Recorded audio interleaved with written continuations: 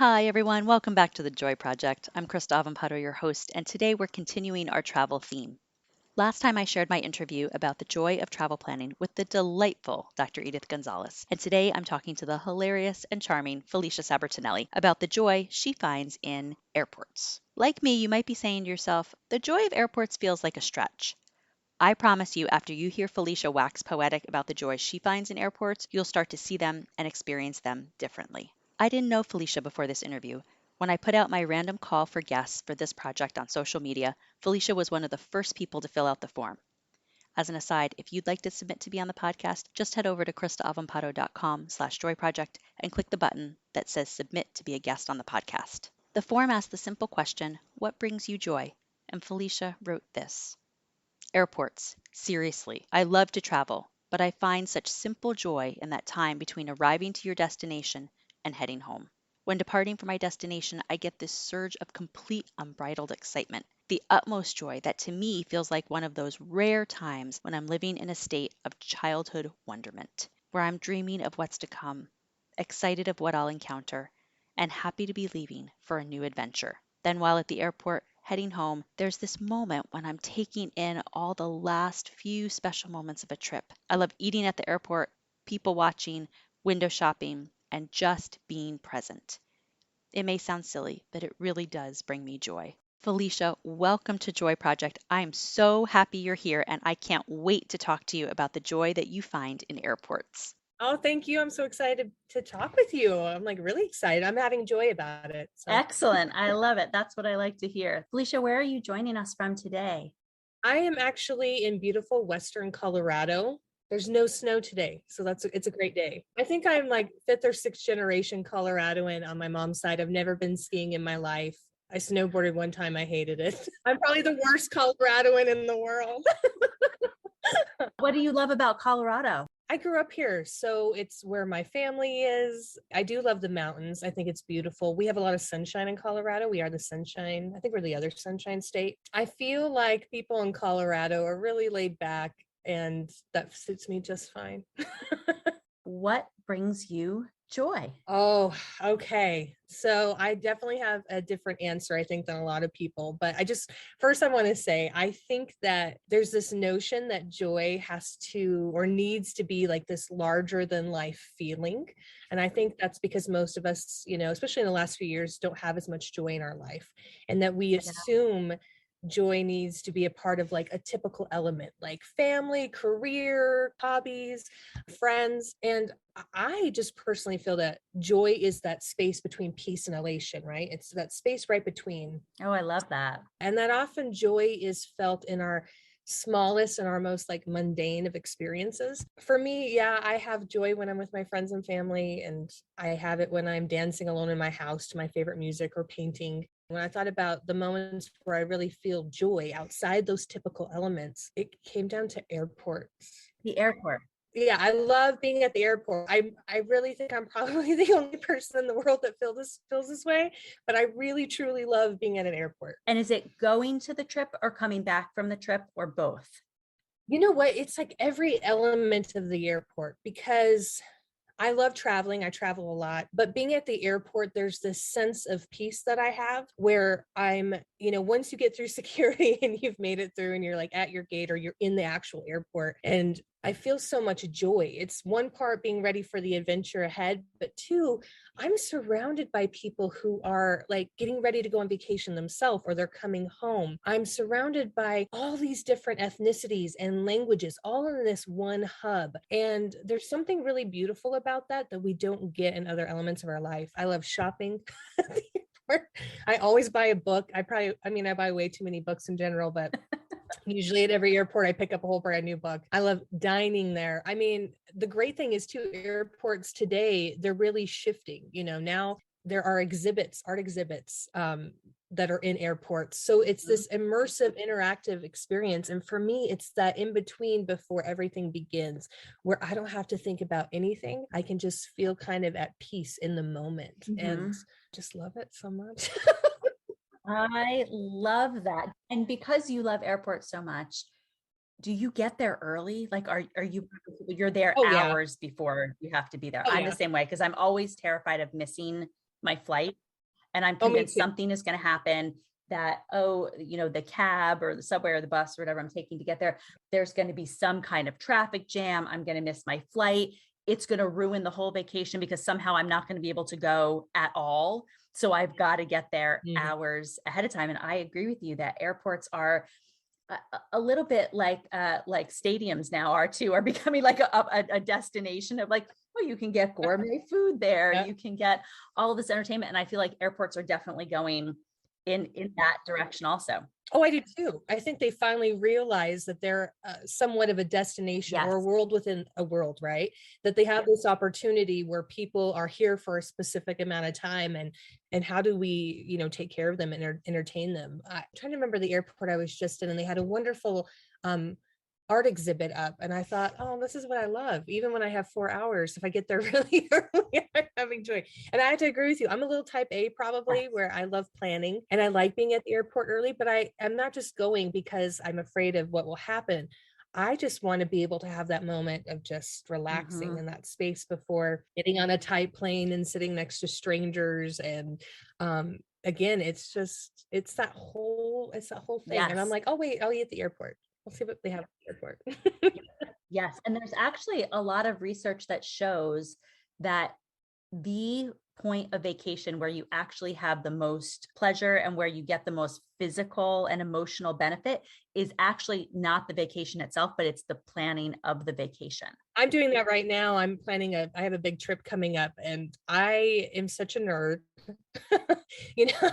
I think the pandemic probably made me more introverted and more of like I just want to stay home in my pajamas. But the other night I spent hours planning parts of this trip, and I had so much fun. Can you tell us where you're going? Traveling to Spain at the end of April, and then from there I'm in Turkey for a month, and then I'm in Finland for a month. Oh, that's amazing. All just for enjoyment, or are you going there to do work or research? I'm actually I'm writing my first book, so I'll be in Turkey and Finland at writing residencies working on this book. So exciting. What is the book about? It is called Good Girl, and it's actually a collection of essays that through my life, and the notion of realizing that I think women in particular we're held to this notion of being good, of being like a good girl and being a good member of society, and coming to the realization at 37 of I don't like this. And I don't want to play this game anymore, and understanding that it's okay to let go of some moments in your life and accept others, and not worry about what society thinks. I'm also a writer and also an author, and wondering, is there something about traveling to another place that puts you in a different headspace when you're ready? I Oh, find yeah. that I actually write well when I'm actually in the process of traveling, like on the plane, on the Oh, train, yeah. on public transit. Is that part of your Oh, process also? definitely. I actually always have a travel journal with me for every new trip. So I have a whole box of like travel Love it. journals. We're like And twins, Felicia. I love it. I love it too. I find that I write better when I'm not home. I can't work at home very well. I get too distracted. And I mean, not just home in my physical house, but I mean in where I live, the town I live in. When I'm too close to work, when I'm too close to family, it's hard to be vulnerable in your writing when you're in your safe zone. So Oh, what a traveling good and point. writing, yeah, you feel like you're more open to the experience. I'm more in touch with those feelings and emotions, and I'm able to better process them. Does that also relate to the love of airports? Is it this idea that you're sort of opening yourself up to something Oh new yeah, and unknown? definitely. Mhm. Definitely. I mean, I have these moments where I'm at the airport, and someone might go sit in the corner away from everybody. I like to just kind of find a spot around everyone and just kind of take it all in. Mhm. I do write a lot at the airport. I write a lot of poetry when I'm at the airport because all my thoughts and feelings are still half tied to being home, right? But I'm Yeah. starting that opening process. And so I'm actually really starting to like process it, and I process it in a poetic way, and these broken thoughts and structures. And Do you have a favorite memory or of an airport, or something that really stands out to you, of something that happened in an airport or something you saw in an airport that still sticks with you today? I have a few. I was thinking about this the other day. Years ago, I worked in Alaska, and I used to have to fly to my different communities. And I was flying into this one community, and this older gentleman, when I get off the plane, I see him, and he's holding like a huge bouquet of flowers. And then I see this woman coming off, a few people behind me, and they just, they had that movie feeling to them, I think, of where they kind of ran into each other's arms and started crying and talking about how much they loved each other. And there was just something so beautiful about it that I feel like I haven't seen in a really long time, because after 9/11 and with, families, you couldn't go to the gate anymore with the family. And there was this moment in this small, tiny little airport in Alaska that I got to see that moment again. And it was just so beautiful. It was so simple. What were you doing when you were in Alaska and you were traveling to different communities? I used to work for the American Cancer Society. So so I would move around. I was a community manager. And so I would go to different communities. I one time got stuck in Valdez for like a week because of a snowstorm. We couldn't get out, and I couldn't even get out of my hotel. So I'm in this hotel room for, I don't know, 4 days. It was quite an experience. I will say my other favorite memory is I went to the Beijing airport. Mm-hmm. I was I was on my way to Thailand, and it was the first time I'd been to I've been to so many international airports, but it was the first one where I feel like in a lot of the Asian countries, they have a lot of gardens inside their airports. And so there's another element to this immersion where you're bringing elements from outside inside. There was this huge like water feature and fountain and a garden and trees. And it was such a meditative experience. Just go sit while you're in this busy airport, but you're like in this garden. It was quite beautiful. And Beijing is such a hectic city, right? There's so much going on there. So to have a meditative place at the airport where people are coming and going from this very hectic city is so fascinating. Which I think is also something that, we don't think about, that we are being prepared for our journey at the airport.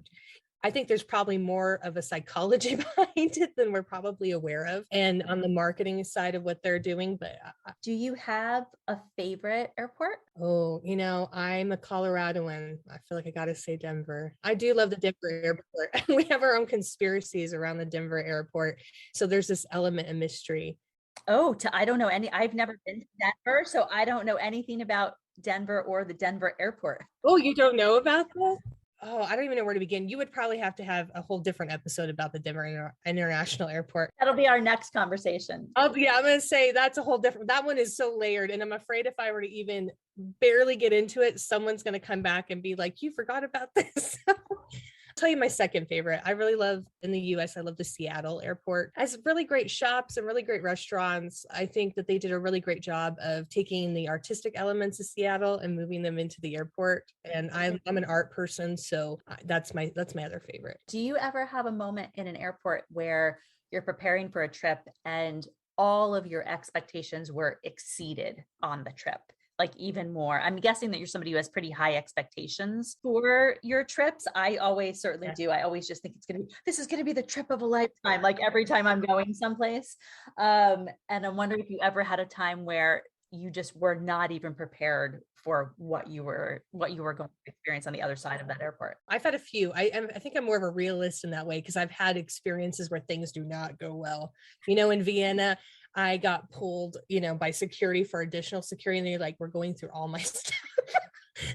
and I went to the museum and I bought these gold pencils. They took them from me. And I thought, I wonder why they took them. They came from the museum. Why did they take them? I don't know. And about these gold drawing pencils, and I thought they were so great at one of the museums, and he took them from me. And when I tried asking, I got yelled at. I couldn't understand what he was saying. And I don't think he felt the need to elaborate.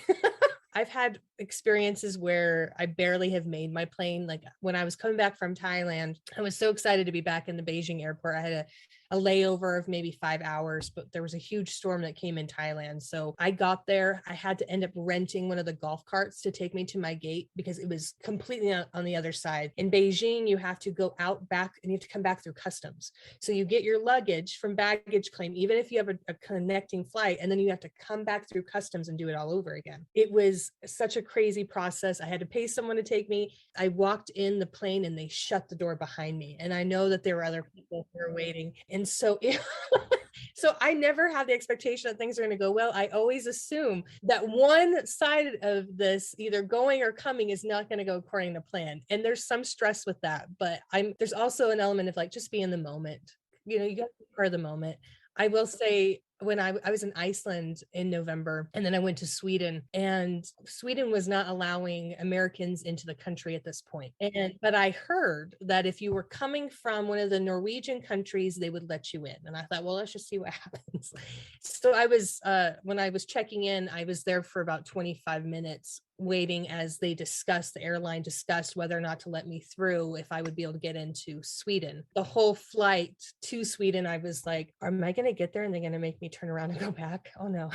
But I got in somehow. I didn't even get my stamp. I was so sad. But so even throughout the pandemic, you've continued to travel. I've traveled a little bit. I started traveling last year. I think last April I went to Cancun. It was my first big trip from the pandemic out of the country. I like to travel and I felt really stuck. I felt like I needed to kind of get out. And so I went to Cancun and had a wonderful solo vacation. I travel mostly solo. I don't, I'm not married. And so that was my first bout. Now I'm kind of getting back in the groove. So do you try to take a certain number of trips a year? My goal when I turned 30, I had like a 30 for 30 list, and then I made one for 40 for 40. Uh-huh.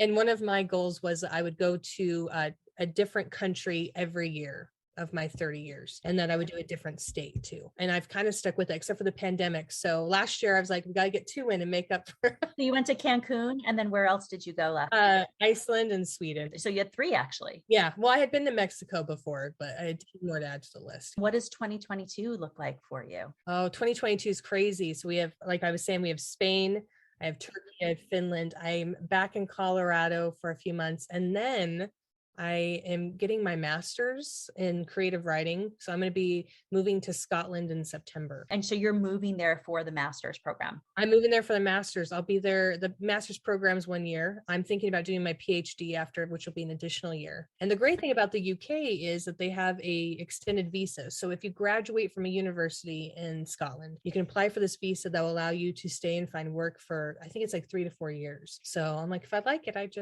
like to stay. We'll see what happens. I'm also starting a UK-based graduate program in September. It's more of a hybrid program. So I'm there for intense study weeks, and then I'll be back in New York for a lot of the time too. So it's sort of a split, but I'm very excited. So maybe we'll have to meet up when we're in the UK. I think we're going to have to. And go to an airport. We'll go to an airport and have a cup of coffee and people watch. Maybe do a little shopping. I have full faith that you will have scoped out all of the best airports in the UK, and so we'll know exactly like which one to go to for maximum benefit. I'm looking forward to traveling because flights are so cheap once you're in the UK to back to Scandinavia or even into Europe. And I'm like, I'm gonna just try to find maybe once a month doing a weekend trip, and so I'm gonna find all the airports.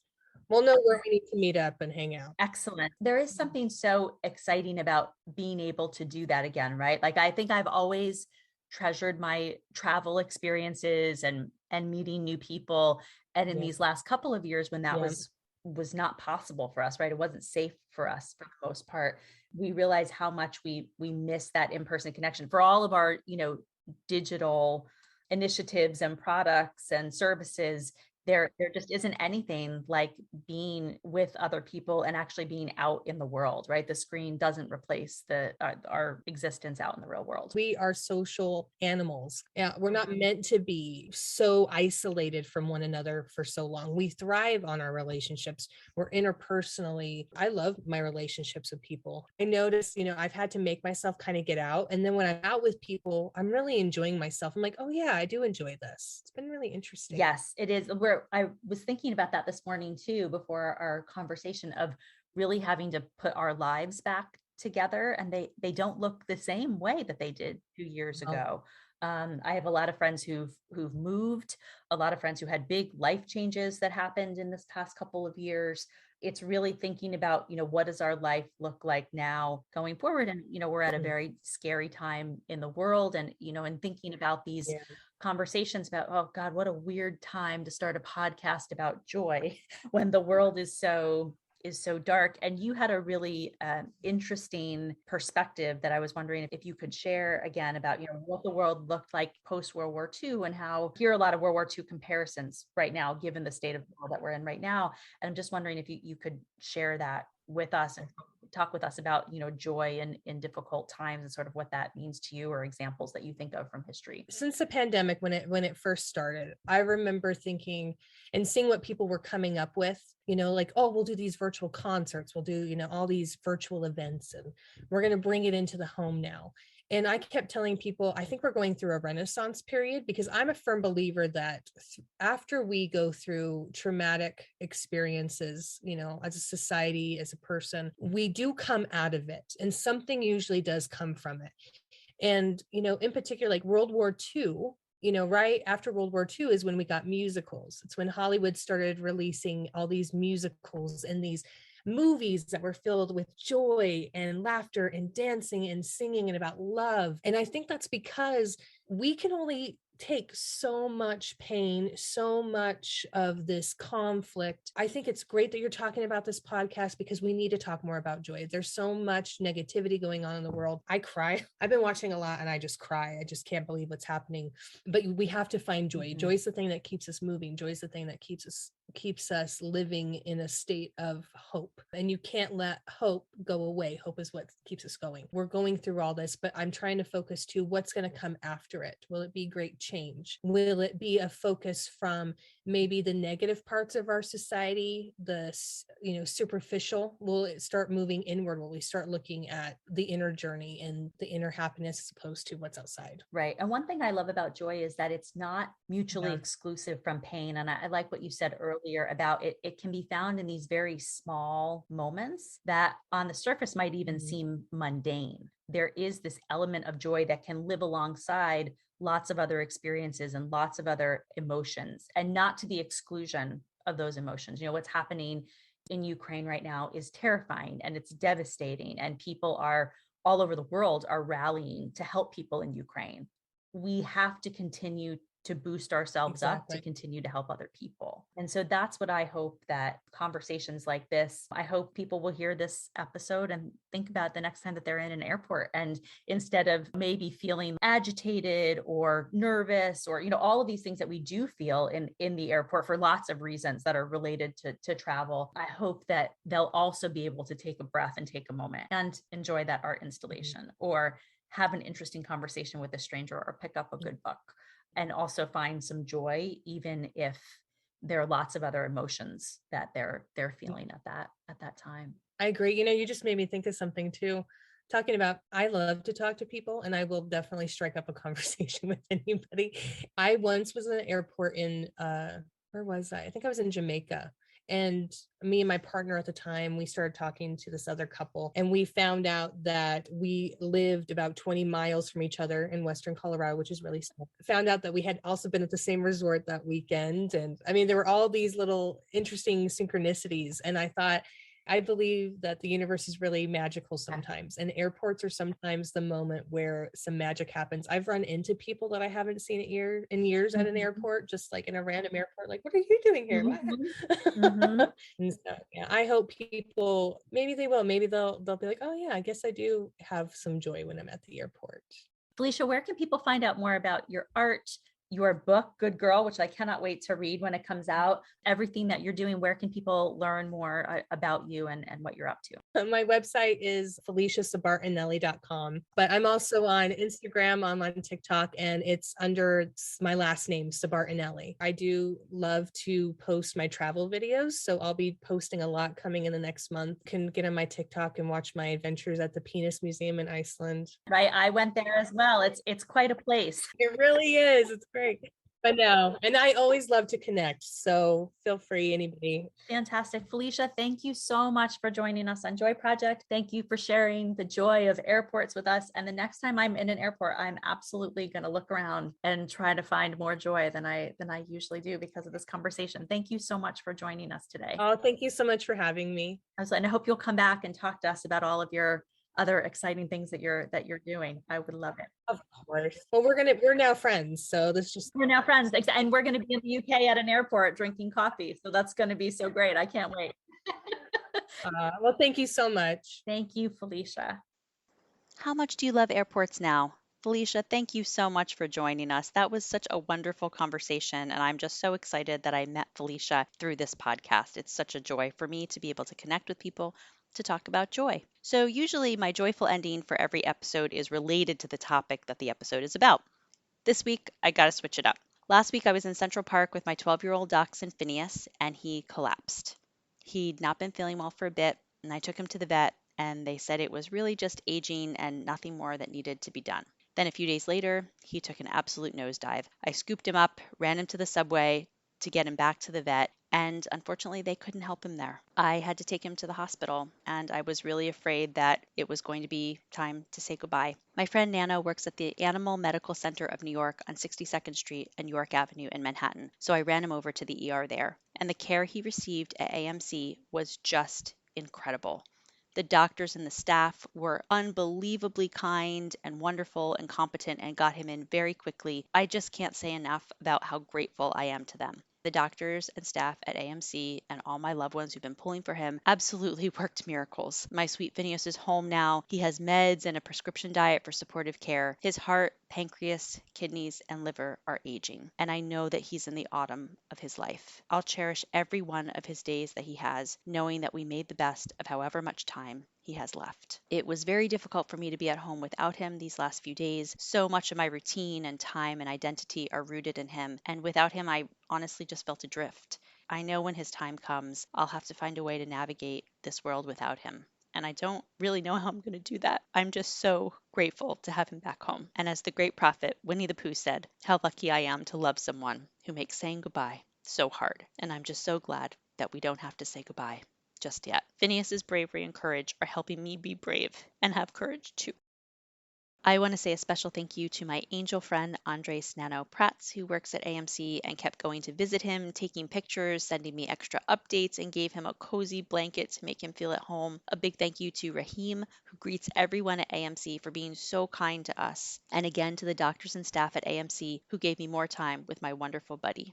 I also want to say a big thank you to my friends and my family and all of my loved ones in my community for constantly checking on me, constantly checking on Phineas, and keeping him and me in your thoughts and your prayers and in your heart and top of mind. Truly, I don't know what I would have done this week without you. Thank you so much, and we love you so much. I'm so grateful and will always be grateful for this time. That was my joy this week after a lot of pain and difficulty, and I'm sure that I'll be unpacking the lessons that I learned this past week for a long time to come, and I'll share them here on the podcast. Please let me know how you're doing and the joys you're finding as we round the corner to summer. You can get a transcript and links from this episode at kristaavampado.com/joyproject, and you can connect with me on Twitter at KristaNYC and on Instagram at KristaRoseNYC. This week we also have another episode of Joyful News, and it's all about dinosaurs, beings that bring me a tremendous amount of joy, and all the dinosaur news that's making the rounds thanks to the new Jurassic Park movie that came out on Friday. Have a joy-filled week, and I'll be back in 2 weeks on Tuesday, June 28th, with another episode of Joy Project. Thanks so much for joining me, and I'll talk to you soon.